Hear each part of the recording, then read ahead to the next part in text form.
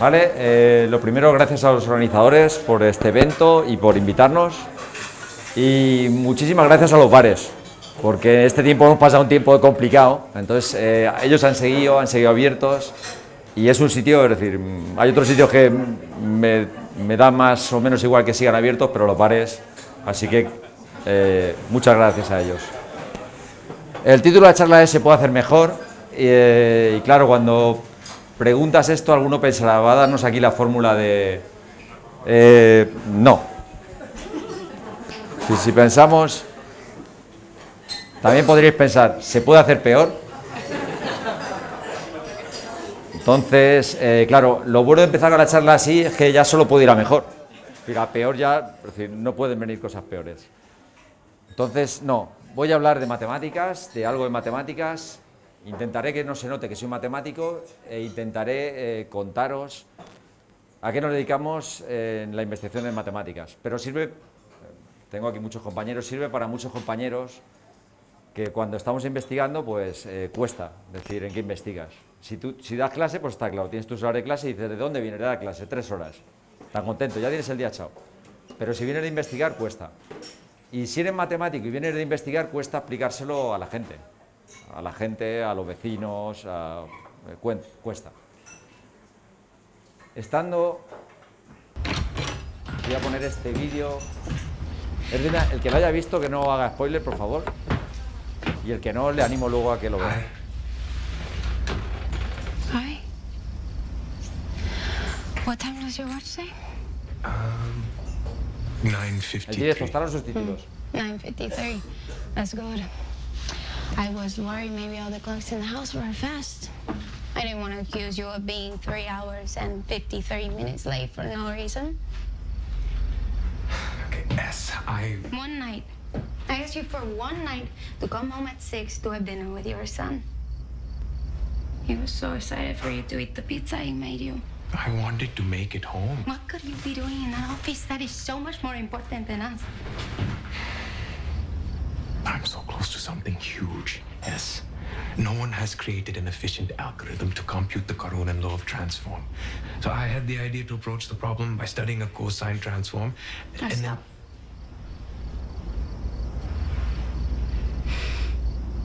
If I am going to forgive you, then I need to understand why what you are doing matters so much to you. So explain it to me so I will understand. Explain it to me like I'm our 4-year-old son.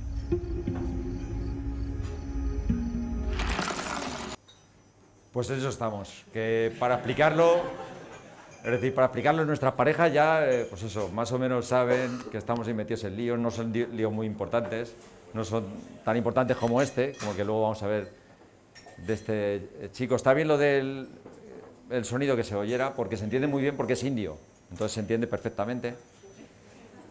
Entonces, voy a contaros un poco, pues eso, a qué dedicamos esas horas que estamos ahí metidos en el laboratorio, en el despacho, pensando que el tiempo no pasa, ¿qué estamos haciendo? En nuestro caso, nosotros trabajamos en investigación operativa, que no sé si os suena, investigación de operaciones, métodos cuantitativos en algunos sitios en económicas, tiene diferentes nombres y nace cuando la guerra, en la Segunda Guerra Mundial. Pues Alemania estaba pensando en invadir Gran Bretaña, pues cosas que le da a los nazis, y entonces pensaron en entrar en Inglaterra. Entonces ya había todo el esfuerzo se iba poniendo, en todos los investigadores se juntaban investigadores de diferentes campos para estudiar los problemas y ver qué podían solucionar. Entonces una de las cosas que pensaron fue crear un rayo de la muerte, pues para que se vaya cargando todo lo que pillara. Pero en eso que estaban haciendo lo que pasa en investigación, que te pones a mirar una cosa y hay veces que mirando esa sale otra, que a lo mejor no tiene nada que ver, pero sirve. Y ahí aprendieron o desarrollaron el radar. Entonces el radar es un invento, fue fundamental para parar la invasión de los alemanes a Inglaterra. Y ese grupo de gente de diferentes áreas, pues fue lo que creó la investigación de operaciones en el año 1938. Con el problema que tenían, el primer problema era, tenían el radar, pero ahora había que localizar dónde se ponían esos radares para evitar la invasión. Entonces, el radar hacía su función, pero luego había que decidir, tomar una decisión. Y una decisión basada en un montón de variables. Y entonces, para eso, fue donde se creó y donde empezó la investigación de operaciones, que empezó por la guerra. El radar incrementó la capacidad de defensa por 10 y la investigación operativa la dobló, solo con unos métodos de decidir dónde deben ponerse esos radares. Ese fue el señor que montó ese equipo, es Patrick Blackett, y esa carpa que se ve ahí es porque le llamaron, como había gente de muchas áreas, pues dijeron, a todos estos que están todos diferentes, ¿qué hacemos? Pues el circo de Blackett, porque nadie sabía que hacía ese grupo de gente por ahí metido en mitad de la guerra. Entonces, este señor luego fue Premio Nobel de Física, tiene una cosa que, bueno, el Premio Nobel ya no estaría mal, pero tiene un cráter en la Luna con su nombre, que es una cosa que cuando la miras, por poder decir, tengo un...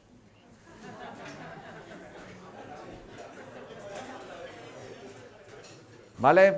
Ahora estamos un poco de historia. Una definición que me encanta de lo que hacemos, de la investigación operativa, es esta. Es la aplicación del método científico a la solución de problemas de decisión. Es decir, queremos aplicar todo lo que sabe de ciencia a tomar decisiones. ¿Vale? No decisiones malas como los dos individuos que hemos visto al principio, sino a tomar buenas decisiones. Este área se aplica en muchísimos, empezó en la guerra, pero ahora se aplica en muchísimos campos. Pues se aplica en agricultura, en finanzas, en marketing, en ciencias de la salud, y hay ejemplos en algunas. Por ejemplo, un ejemplo que en marketing o en cómo se colocan los anuncios. Cuando vemos un anuncio en la tele hay que colocarlo en un lugar en la tele. Entonces la decisión de dónde se coloca es un problema de optimización y hay que decidir dónde va cada anuncio para que el anunciante maximice su audiencia y la compañía o la cadena pueda tener el mayor número de anuncios posibles. Otros que se utilizan muchísimo ahora son en producción, en logística, ¿vale? En la salud para problemas de horarios, etcétera. Hay multitud de aplicaciones. Está muy ligada a las aplicaciones. Y entonces estamos, pues, ingenieros informáticos, ingenieros y matemáticos. Cuando tenemos un problema de este tipo, lo que buscamos casi siempre, lo primero es tener una función objetivo. Y yo siempre digo que en estos problemas son como la vida. Lo principal que es tener al principio, un objetivo. Tienes que saber tener un objetivo. Si no tienes objetivo, pues ahí ya, es decir, si tu objetivo dice, no tengo objetivo, sobrevivir, pues también existen matemáticas. Y es un problema de factibilidad. Solo es si hay solución o no. Pero queremos tener un objetivo y queremos mejorar o empeorar, lo que queramos. Una vez que tenemos un objetivo, tenemos que fijar cuáles son las variables. Es decir, porque si no puedo decidir en nada, tampoco tengo problema. Es decir, es lo que me digan y lo hago. Pero si puedo decidir, tengo que tener esas variables. Y mostrarlas o pensar qué variables, qué puedo hacer, qué no puedo hacer. Si solo tenemos variables y función objetivo, también el problema está bien, porque es maximizar o minimizarlas y ya está. Pero como en la vida, pues tenemos restricciones. Restricciones es cosas que no nos dejan hacer o cosas que no podemos hacer, recursos, posibilidades que no se pueden hacer, tiempo. Entonces todo eso lo tenemos en restricciones. Y con estas tres cosas, los matemáticos ya ponemos ahí una formulita, solo voy a poner dos, ¿vale? Esta es un poco más compleja, es un vector, es una matriz. Este modelo se llama modelo de programación lineal entera o binaria. Es lineal porque es combinación, las variables son combinaciones lineales. Si vemos esto, me miráis como diciendo, ya ha venido el matemático aquí a poner aquí un... Vamos a poner uno más sencillo y vais a resolverlo. ¿Vale? Ahí tenemos dos decisiones. Imaginar que puedes hacer dos cosas. Esto los informáticos, es decir, sí o no es si puedo hacer la primera o si puedo hacer la segunda. ¿Vale? Tengo una función objetivo que es maximizar la suma de esas dos y tengo una restricción que es que no puedo hacer las dos cosas a la vez. O hago una o hago la otra. Entonces, ¿cuál es el óptimo de este problema? El valor óptimo de ese problema. Con lo que está ahí, 1 es que una de las dos variables valga 1. ¿Vale? Pero hay dos óptimos. ¿Vale? Está x1 es igual a 1 y x2 es igual a 0, o x1 es igual a 0 y x2 es igual a 1. Las dos son soluciones óptimas alternativas. Cuando hablamos de óptimo, hay una cosa que nos duele como cuando dices algo que un gatito, es decir, cuando alguien dice voy a hacer una solución mejor que el óptimo, como que nos daña a los matemáticos, nos duele. Es decir, cuando dices he conseguido una solución mejor que la óptima, dices, el óptimo es uno o hay varias soluciones alternativas. Por ejemplo, cuando yo le contaba antes a Carmen, diciéndole que lo bien que lo ha hecho, yo he pensado, digo, como mucho puedo llegar a un óptimo alternativo, porque mejor, en fin, no lo podía hacer. Entonces teníamos óptimos alternativos. Pero mejor que el óptimo, por favor, es decir, no salgáis y digáis nunca, he hecho algo mejor que el óptimo. El óptimo ya está bien, ¿vale? Y nosotros con todos estos problemas trabajamos en lo que se llama optimización combinatoria. ¿Qué diréis? En los problemas que trabajamos el conjunto de soluciones es finita. Pero tiene la palabra combinatoria. Finita puede ser un número grande. Y alguien puede pensar, ¿eso cómo es de grande? Pues imaginar en un problema que necesitamos un segundo para evaluar una solución. Pues si dejamos el ordenador 1000 años, todavía no ha recorrido todas las soluciones del espacio. Ese es un número finito. ¿Vale? Hay otro tipo de problemas en los que la solución no es finita, es decir, el espacio no es finito, en el que he puesto antes, si quitamos la restricción de que las variables de decisión sean binarias, ese problema es sencillísimo. Es decir, dices, ¿cómo es posible? Pues porque hay teoremas, hay gente que ha estado trabajando, ha estado dedicando como nuestro actor principal su vida y sus horas a descubrir cosas, a pensar, para hacer esos modelos mucho más sencillos de resolver. Además aquí, es una cosa que es muy interesante, estamos en una frontera. Estamos entre la frontera de la investigación operativa y cada vez hay más gente de ciencia de la computación o ingenieros informáticos, porque como las soluciones, hay veces que no se puede llegar al óptimo, lo que buscamos son soluciones aproximadas. Y entonces hay algoritmos, y hay que hacer algoritmos eficientes. Y ahí es donde entran en juego los informáticos, que pues saben muchas matemáticas. Ahora cuando son necesarias a los alumnos os diréis, pues todo eso que os explicamos es necesario, sirven y estamos mucha gente trabajando en este campo. Ahora os voy a contar algunas de las cosas en las que hemos trabajado nosotros. Aquí está Maite, que trabaja conmigo, trabajamos con otras gente de Valencia y hemos trabajado en estos problemas. Cuando pusimos en la foto que decía al principio, yo puse una foto esta de una terminal portuaria, porque hemos trabajado en cosas de terminales de puertos. Para decidir en un barco portacontenedores, ahora hay barcos que tienen 8000 contenedores. Hay que decidir dónde se pone cada contenedor para que cuando luego vas a descargarlo tardes lo mínimo posible en descargarlo y en cargarlo. Y se cumplan una serie de restricciones. Aparte, como soy no sé si valiente o inconsciente, lo de trabajar en terminales portuarias, siendo de Albacete y poniendo Universidad de Castilla-La Mancha, da un toque en los congresos, porque la gente luego va y dice, ¿cuál es vuestro puerto? Y tú dices, nuestro puerto, es decir, estamos, es decir, a lo mejor con el cambio climático tenemos, pero esperemos que no. ¿Vale? Otro problema en el que hemos trabajado es en problemas de carga o de diseño de carga, en lo que tratamos es de minimizar o optimizar cómo se cargan los vehículos o cómo se tiene que optimizar la logística de distribución de grandes almacenes, de empresas de este tipo. Otro tipo de problemas en los que hemos trabajado, bueno, el que no lo sepa, yo hasta que no lo vi, son máquinas de corte. La de abajo es de vidrio y la de arriba es de metal. Entonces, en este problema hay una serie de pedidos que se tienen que realizar y hay que decidir cómo se hacen esos pedidos, cómo se cortan, dónde y en qué posición. ¿Para qué? Para minimizar tanto el número de vidrio que utilizas como el tiempo y el almacenaje de esos pedidos. Con todo esto que estoy diciendo de la investigación operativa, esto es como lo del radar, es gratis. Es decir, todo lo que mejoras es a coste solo de dejar ahí unos matemáticos y unos informáticos ahí dándole vueltas a la cabeza un tiempo y lo tienes. Y después del COVID, pues lo que empezamos, claro, pensamos, esto nos gustaría también aplicar algo en cosas o en temas relacionados con la salud, ¿vale? Y con la salud ahora hemos pedido 2 proyectos, esperemos que funcionen, en los que vamos a trabajar sobre el diseño de distritos, que es, cuando tú tienes un centro de servicio, tienes que decidir a qué distrito se asignan cada unidad médica, y la idea es optimizar para tener el menor tiempo de respuesta si pasa una emergencia y otro tipo de cosas. Y el otro es para pacientes que están en casa. Cada vez la edad media sube y entonces hay más gente que está no hospitalizada, pero está en su casa, tiene que recibir atención.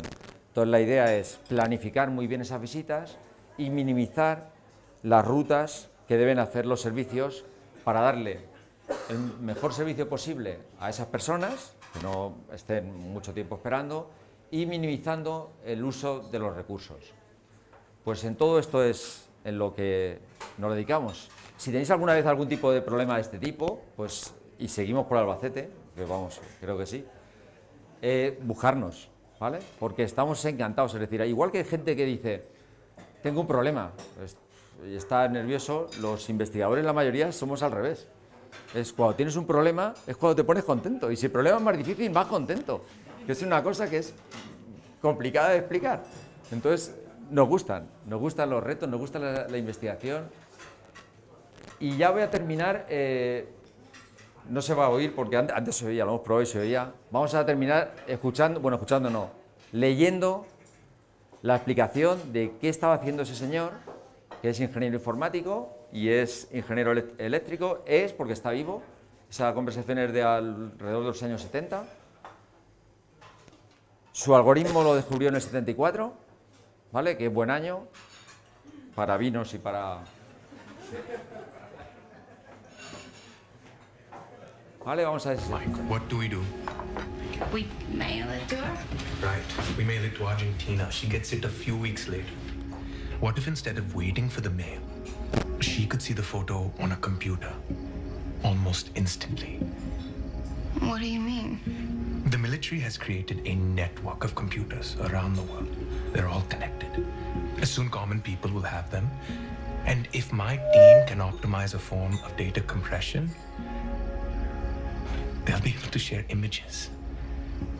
So, you put a picture on a computer and my mother across the world sees the same picture? Yes, and imagine if one day it wasn't just a picture. Imagine it was a movie. Imagine you could talk to someone on a screen, like a phone call, but with video. Hi! ¿Vale? Lo que estaba haciendo hizo un algoritmo eficiente para transformación de imagen, que era el 74. El señor es Nasir Ahmed y he dicho no hagáis spoiler, soy un poco así, me pongo así serio, pero luego soy un llorón, entonces esto es de la serie This Is Us. Y cuando la vi y estaba pensando en la charla dije, vamos, esto, es decir, esta historia es preciosa, entonces la tenemos que contar. Hasta ahora que no sé, es decir, no ha sido muy conocido, con la serie sí ha sido muy conocido, y lo que es mejor, que es de las, más que lo que consiguió, que ha funcionado, es que está vivo y lleva 56 años con su pareja. Entonces, es decir, se le ve un hombre muy feliz. Si podéis seguirlo y podéis buscarlo, tiene una historia preciosa. Otra de las partes que contaba la historia que quería contar es los 3 últimos meses de la investigación antes del paper, lo hizo bajo su coste, porque ya había terminado la financiación. Entonces le dijo, le tuvo que decir a la mujer, a su pareja, voy a seguir, no sé lo que saldrá. Entonces ya en el 74 había problemas de financiación en la Universidad de la Investigación. Sin este señor, a lo mejor ahora hubiéramos tardado más en enviar las imágenes, en vernos. Entonces, pues eso, la investigación es fundamental.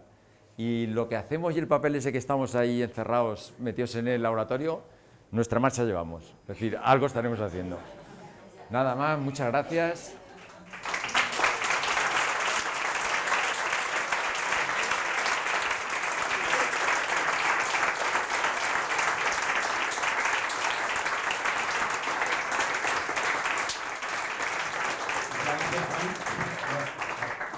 ¿Alguna pregunta? ¿El público? ¿Alguien quiere preguntar algo?